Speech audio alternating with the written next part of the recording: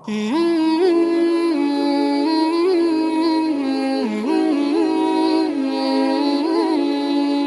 apa-apa, capek itu wajar. Capek itu emang dunia untuk capek. Dunia itu tidur aja capek. Sementara aja. Nanti kalau sudah selesai, tenang kita. Dunia ini capek, sedang tidur dibangunin capek. Nanti kalau sudah selesai, gak akan bisa dibangunin lagi. Bener? Memang tempatnya capek, baru tidur, bangun lagi. Ntar kalau udah tugas kita selesai, beres, tinggal nunggu aja akhirnya begitu selesai. Wah enak, gak akan bangun lagi. Kalau udah selesai, dibangunin juga percuma, gak akan bangun. Nah udah istirahat waktunya tiba. Gak apa-apa, capek dulu aja. Nikmat itu gak ada yang pernah puas. Contoh, punya sepeda nikmat bukan? Punya motor nikmat tidak? Punya mobil nikmat tidak? Pertanyaan saya, ketika Anda dapat sepeda, apakah merasa cukup dengan sepeda? Kalau sudah dapat sepeda, pengen apa? Sudah dapat motor, pengen apa? Sudah punya mobil, pengen apa? Pesawat. Garasi gak punya, nerbangin gak bisa, masih pengen. Belum menikah pengen apa? Menikah. Sudah menikah pengen apa? Punya anak. Sudah punya anak pengen apa? Pengen cucu. Semua terus, jadi gak ada puasnya. Nikmat itu terus pengen. Nanti di akhirat, kata Allah, nanti di akhirat saya akan berikan kepadamu sampai kamu puas. Sampai Anda mengatakan, ya Allah, cukup ya Allah, puas. Sekarang mah pengen terus, pengen. Nanti puas ya Allah.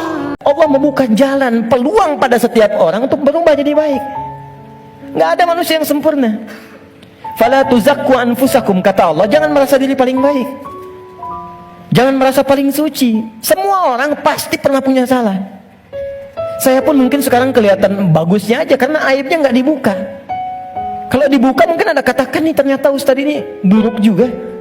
Ustadz ini kotor juga. Ini peluang dalam Al-Quran menawarkan, ayo berubah jadi baik. Semua orang pasti pernah punya masa lalu yang kelam. Tapi orang hebat itu yang bisa merubah yang kelam menjadi lebih baik di masa datang. Karena itu orang hebat disebutkan dalam Al-Quran, orang yang ketika dia merasa salah, dia berubah menjadi soleh. Karena itu dia ambil cara untuk tobat. Karena itulah Nabi memberikan isyarat, Allah sangat mencintai pelaku maksiat yang tulus bertobat dibandingkan orang soleh yang tidak pernah merasa salah. Kenapa perempuan disebut mar'ah? Karena dia punya sifat rasa yang tinggi dibanding laki-laki. Rasa yang sangat dalam, jadi pakai perasaannya yang dalam. Nah, makanya sering orang Arab mengibaratkan seperti cermin.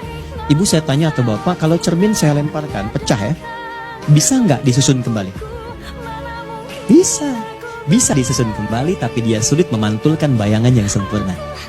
Sama dengan perempuan, kalau dia terlukai, dia cepat memaafkan tapi sulit melupakan apa yang dia alami. Kalau Anda sedang punya persoalan yang anggap Anda kecewa, jangan larut dalam kekecewaan. Perangi perasaan yang tidak baik. Boleh jadi yang Anda anggap tidak suka, ada kebaikan di dalamnya. Yang Anda kejar-kejar, justru ada hal yang tidak baik di dalamnya. Kenapa? Karena Allah tahu masa depan Anda tidak bisa baca masa depan. Ini yang baik di masa depan Anda. Ketika Anda ikuti, itu yang terbaik. Maafkan kesalahan orang, maafkan.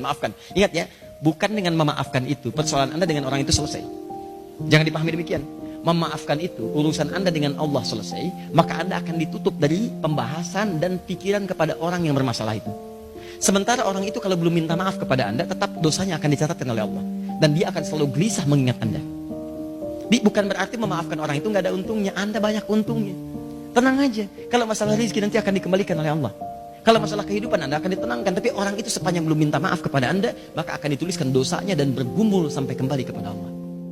Banyakkan orang yang sholat, ketika mengucapkan kalimat itu di era kekinian, itu semua bacaannya tidak bersumber dalam jiwanya, cuman di lisan aja gitu. Coba tanyakan pada diri Anda ketika sholat, masuk gak bacaan itu ke hati Anda? Dibaca gak dengan sepenuh jiwa? Jangan-jangan cuma takbir Allahu Akbar, tapi gak nyampe ke jiwa. Beda kalau nyampe ke jiwa, Bu. Pak, Abu Bakar tuh sampai gemetaran mengucapkan itu. Allahu Akbar. Lisan berkata Allah Maha Besar. Pikiran menerjemahkan Allah yang paling agung. Hati mengatakan, ya Allah, aku mengucapkan Kau yang paling besar. Aku takut setiap hari mengucapkan Kau yang paling besar, tapi aku selalu merasa paling besar dibandingkan orang lain. Sombong dengan orang lain. Merasa angkuh, yang paling hebat dibandingkan yang lainnya. Merasa yang paling tinggi. Sementara setiap hari aku katakan Kau yang paling besar. Lisan berkata Allah yang Maha Besar, Tapi selesai sholat merasa yang paling bagus sholatnya.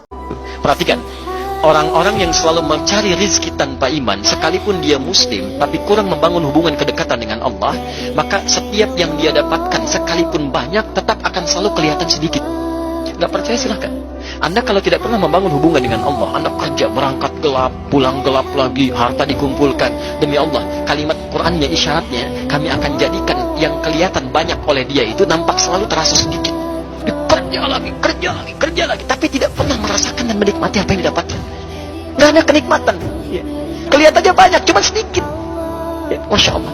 Tapi ketika Anda membangun hubungan yang baik dengan Allah Subhanahu Wa Taala, kelihatan oleh manusia yang lain seperti sedikit, tapi Masya Allah, karena keberkahan dituangkan di situ, kalimatnya jama, min thayyibat. Sedikit ini kami turunkan berkahnya, sehingga terasa nyaman, nikmat, tenang aja. Hasil kerja keras antum itu, kalau antum sukses, boleh jadi kerja keras antum cuma 30%-nya, 70%-nya, disitulah tangisan ibunda Anda yang menangis di pertengahan malam. Peluh keringat ayah Anda yang dalam mencangkul itu berkata kepada Allah, ya Allah mohon, jangan sampai anak saya seperti ini keadaannya. Ya Allah, jadikan dia lebih bahagia. Jadi berbahagialah antum kalau masih ada orang tua lengkap. Demi Allah saya katakan, ya, saya ingin katakan pada antum, tolong jangan tunggu penyesalan di akhir. Karena kalau sudah tidak ada, nggak ada kesempatan untuk bisa mewujudkannya. Ibu saya bawa ya Allah, saya mohon ya Allah, ampuni dosa saya ya Allah, ampuni dosa ibu saya, beri kesempatan saya membahagiakannya ya Allah, beri kesempatan. Tangan kanan saya genggam ibu saya, tapi yang kiri itu udah nggak ada yang dipegang Pak. Jadi saya mohon kepada antum, kalau masih ada orang tua, antum jangan sia-siakan. Karena kalau sudah nggak ada, sulit antum menemukannya, sulit. Ya, itu anugerah. Dan saya mohon pada anda semuanya, tolong ingat ini ya, baik-baik. Kalau nanti di akhirat Anda tidak temukan saya di surga, tolong ingatkan kepada Allah, saya pernah ada di sini. Saya pernah ada di sini. Tolong ingatkan.